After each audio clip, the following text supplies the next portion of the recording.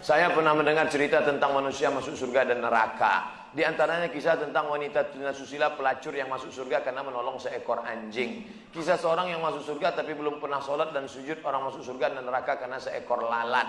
Pertanyaan saya, apakah saat ini sudah ada umat Nabi Muhammad atau manusia yang sudah berada di surga neraka? Bukankah manusia akan masuk surga neraka setelah hari kiamat?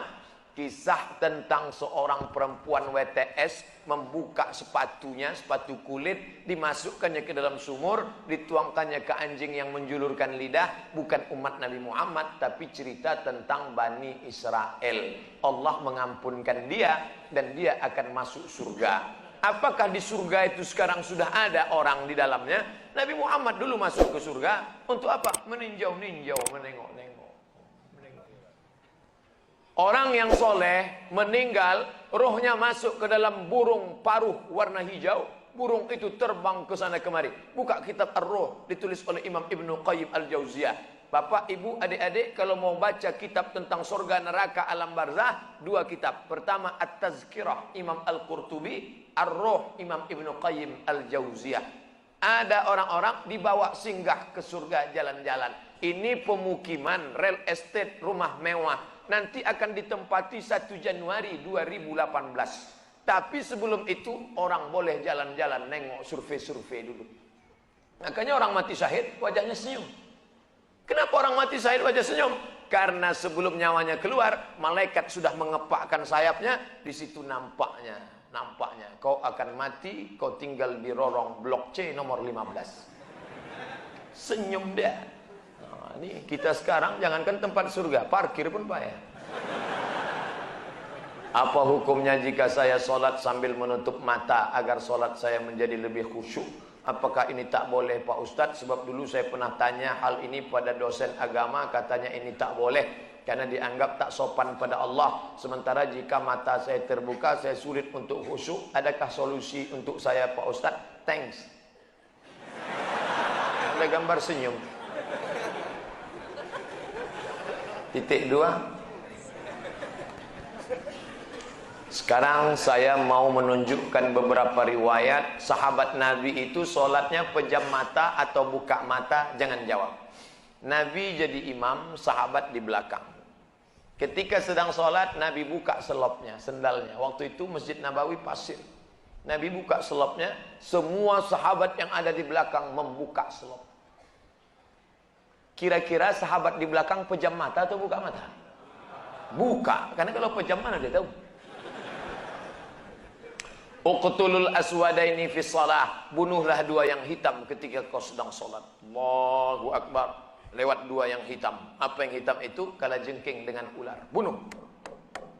Kira-kira orang sholat bisa ada dua yang hitam lewat, dia tahu matanya terbuka atau tertutup? Terbuka. Kalau tertutup, tiba-tiba udah tegak anaconda. Nah, terbuka. Jadi masalah sholat terbuka atau tertutup, terbuka. Tapi ada saat tertentu kita mesti tutup. Saya pernah mengalami. Pas di depan saya pakai baju kaos, tertulis di belakangnya, hidup memang susah, jangan bikin susah. Asal saya buka, terbaca Pak.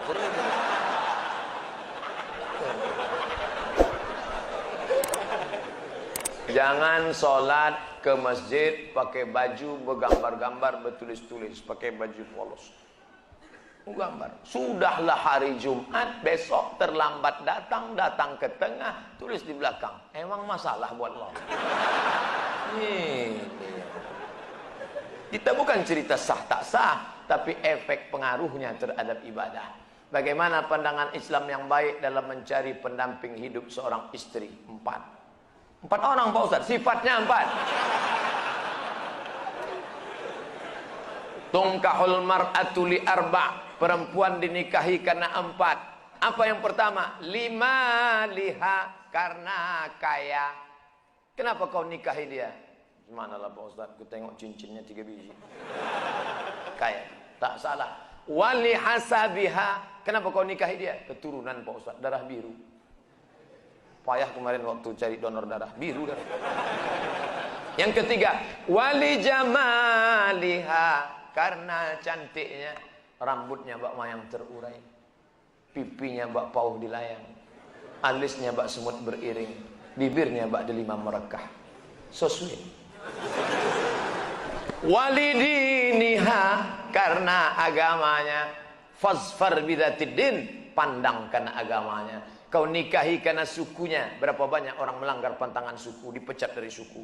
Kau nikahi dia karena kayanya, hartanya hilang melayang, kau tak suka lagi. Kau nikahi karena bentuk rupa, perempuan bagaikan bunga, kuntum mekar, setelah itu layu, semuanya layu, dia akan berubah.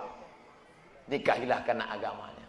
Ustadz Somad, ya, saya mahasiswa Ustadz dulu, ya. Bisa, saya udah tamat kuliah Pak Ustadz, mantap. Udah kerja Pak Ustadz, alhamdulillah. Belum nikah Pak Ustadz, nauzubillah.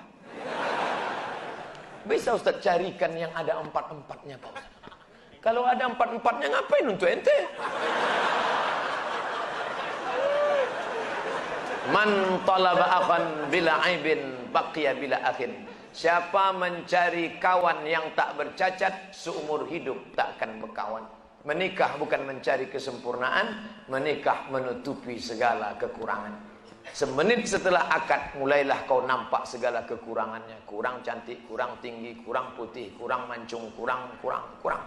Maka setelah nikah, kau tutupilah segala kekurangannya. Setelah dapat, inilah dunia akhirat Pak Ustaz. Jangan lagi matamu liar kemana-mana. Kalau laki-laki sudah menikah, nampaknya perempuan cantik di jalan, pulanglah ke rumah. Apa yang ada pada perempuan di jalan itu, ada juga di rumah. Walaupun bentuknya agak lain sedikit. Bagaimana Ustadz menjaga kesehatan begitu jadwal padat? Tadi masuk WA ke sahabat kita, apa kata dia? Kalaulah Ustadz Somad itu made in Jepang, sudah lama rontok. Lalu apa yang Ustadz minum, apa yang Ustadz makan? Semuanya doa jamaah. Cobalah tengok di YouTube, di Twitter, di Facebook, di BBM, doa jamaah. Amin, amin, amin, amin, amin. Semoga Ustadz sehat, semoga Ustadz istiqamah, semoga doa menumpang tuah pada doa, mulut-mulut, tangan-tangan yang soleh. Mudah-mudahan kita bersatu dalam kebaikan insyaallah. Berapa takbir Idul Fitri Pak Ustadz? Berapa hari? Dari mulai tenggelam matahari sore, petang, malam takbir, sampai sore tanggal 13. 10, 11, 12, 13. Allahu Akbar, Allahu Akbar, Allahu Akbar.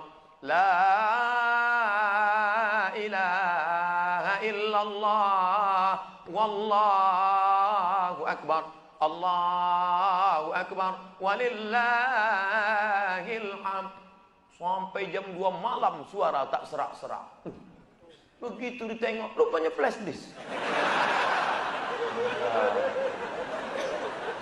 Janganlah flash disk, orang lah. Ini banyak nanti flash disk ini masuk surga. CD masuk surga, flash disk masuk surga. Dilatihlah anak-anak muda kita. Latih anak-anak muda. Nih, takbir bukan cuma di masjid. Selama 4 hari itu takbir.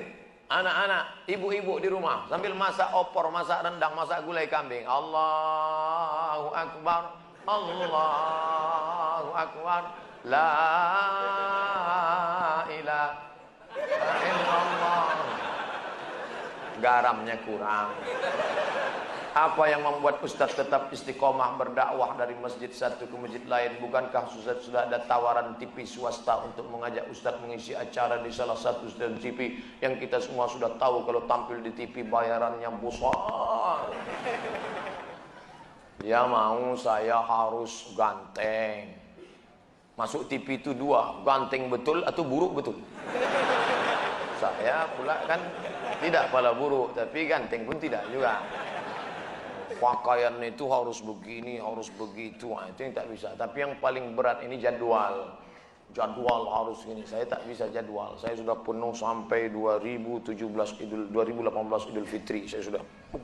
Nah, nanti setelah itu barulah kita masuk ke TV-TV. Kok muat?